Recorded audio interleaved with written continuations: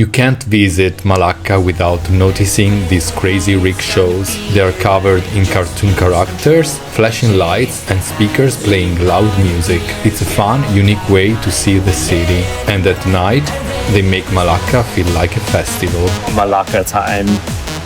Ready for Malacca. We're both sick. Hello! So today is the 24th December and we're about to celebrate the Christmas Eve. And why have we chosen to celebrate Christmas here this year, specifically in Malacca?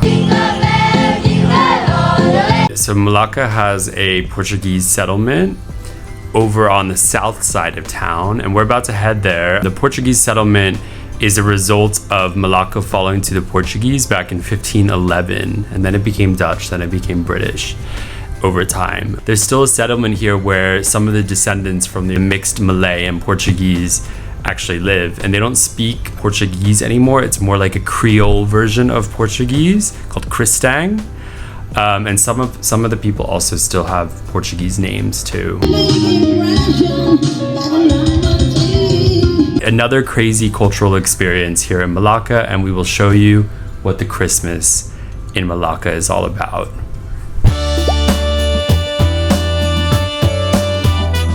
We made it to Portuguese settlement. It's Christmas Eve and we are celebrating in the Portuguese settlement of Malacca. Who else is feeling the Christmas spirit now? I see a lot of Christmas decorations. Yeah, the vibes are here. I wasn't feeling anything until coming into the settlement. While spending our winter in Malaysia, we decided to move from Kuala Lumpur to Malacca for Christmas because here it is a big celebration. The Portuguese community decorates their homes, there are lights everywhere and you can really feel the Christmas spirit. Merry Christmas! That one's going down too. Way to go, not down. The Portuguese settlement was founded in the 1930s as a home for the Cristang people, the descendants of Portuguese settlers who arrived in Malacca in the 16th century. They have kept many Portuguese traditions, including Catholicism. The heart of the settlement is its square, where you can find seafood restaurants, small shops, and a statue of Saint Francis Xavier, the Jesuit missionary who spread Christianity in Asia. At night, this place transforms. The streets are filled with Christmas decorations and families open their doors to visitors. It's a mix of European and Asian traditions, a perfect example of how Malacca blends cultures together.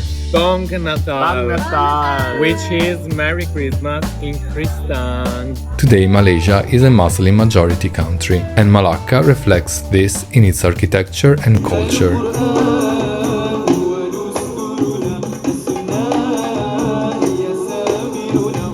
The Malacca Straits Mosque, also called the Floating Mosque, sits on stilts above the water. When the tide is high, it looks like it's floating. It's a modern mosque, built in 2006, but its design is inspired by Islamic and Malay architecture. The golden dome and colorful glass windows make it one of the most beautiful mosques in Malaysia.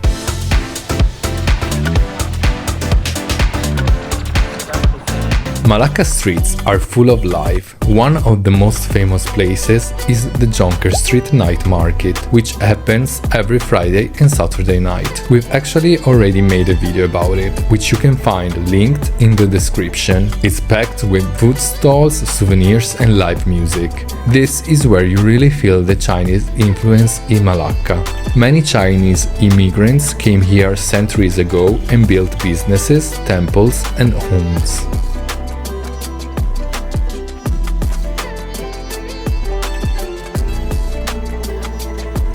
I was saying that Chinese culture in Malaysia is so cool because it hasn't been completely put on pause from communism. So when you come to temples and the different shops and restaurants here, it feels like really pure Chinese culture. And I love that about Malaysia, places like Taiwan too.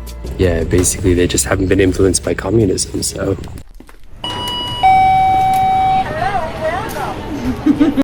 We're we're at one of the many Chinese temples in Malacca. There's so many here. I don't know how many. And it's called Cheng Hoon Teng Temple.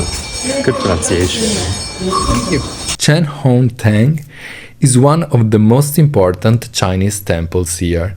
It's the oldest functioning temple in Malaysia, built in the 1600s. The temple follows the principles of feng shui, and inside you can see beautiful carvings and statues dedicated to Buddhist, Taoist, and Confucian deities. And there's one across the street.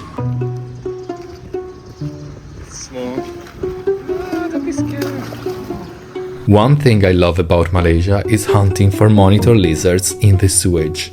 I mean, just look at them. Aren't they cute? You can find them everywhere, just chilling in the canals like little dinosaurs in the city.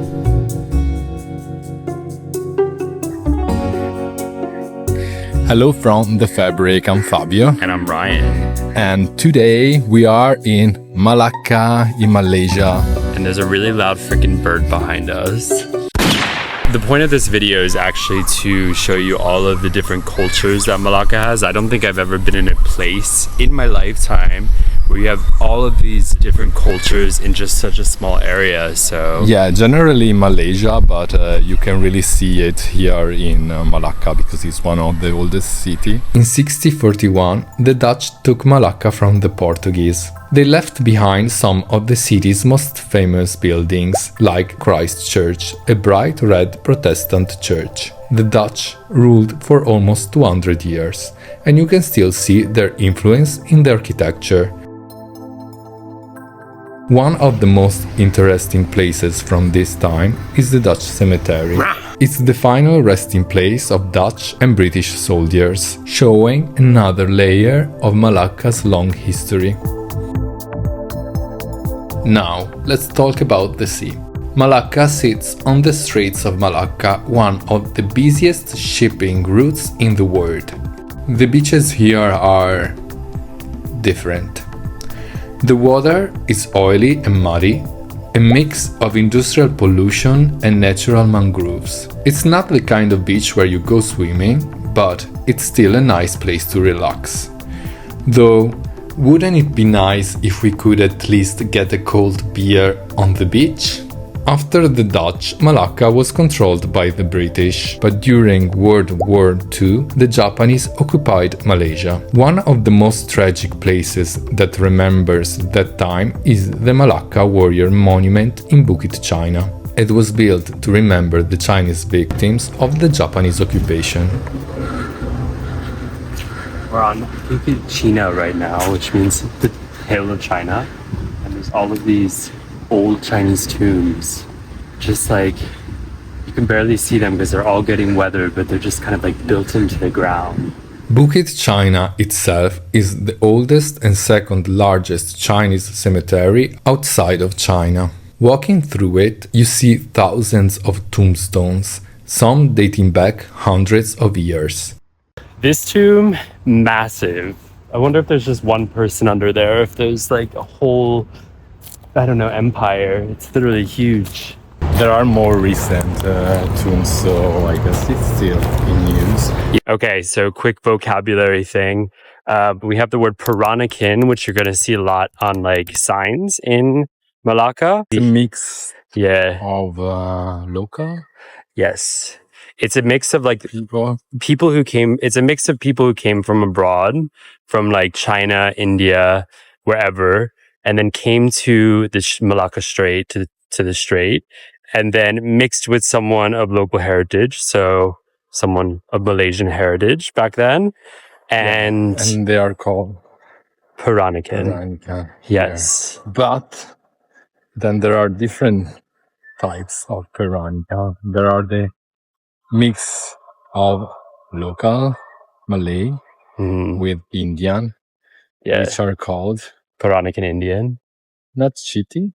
Oh yeah, well there's a group of Indians and it's called Peranakan Chetti, yeah. And then there's like Peranakan Chinese. So by itself, Peranakan doesn't mean too much. You have to add something else to it. So Peranakan Chinese. And Yeah, it's it's like a Creole thing. yeah. And then in a Peranakan Chinese, you have the Nyonya, which are the females, and the Baba, which are the males. And you have like a whole Nyonya cuisine. So I guess it's made by the females. Peranakan Chinese. We're nearby the heart of Kampung Chetti, like Chitty Chitty Bang Bang, which is the Indian culture hub of Malacca. And we are exactly at the Kuil Sri Subramanyar Turopa Temple. It's a really hard name to say. It's a Tamil temple, so they have very long words. Another important culture in Malacca is Indian. The Chetti community, also known as Peranakan Indians, arrived in Malacca in the 1400s, even before the Malacca Sultanate. They came as traders from South India and settled in Kampung, Keling. When during the Portuguese time, Christian Indians from the area of Goa came here. Yeah, then during the Dutch time there was less migration, but the community still had a presence here.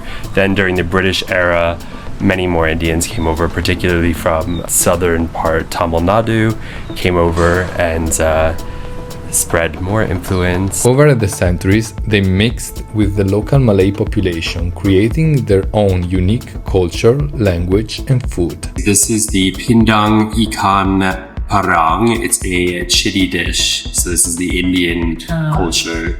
And they've created a delicious dish that is filled with turmeric. I could smell the turmeric. There's some coconut milk and there's actually some fish inside too. So it is giving off like South India vibes.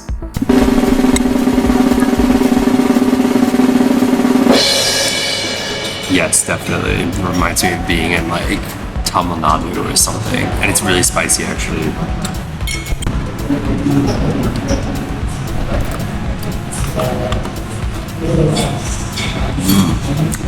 Mine is very crunchy. It's not that spicy. Oh, it's coming out.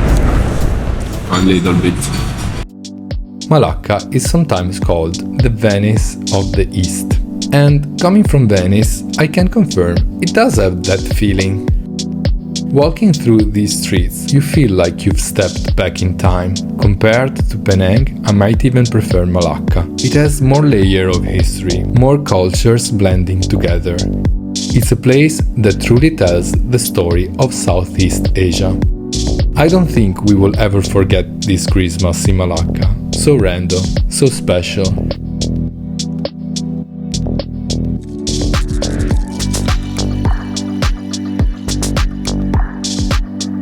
If you liked this video, don't forget to check out our video about Georgetown in Penang. And of course, subscribe for more adventures. Ciao! Thank you so much!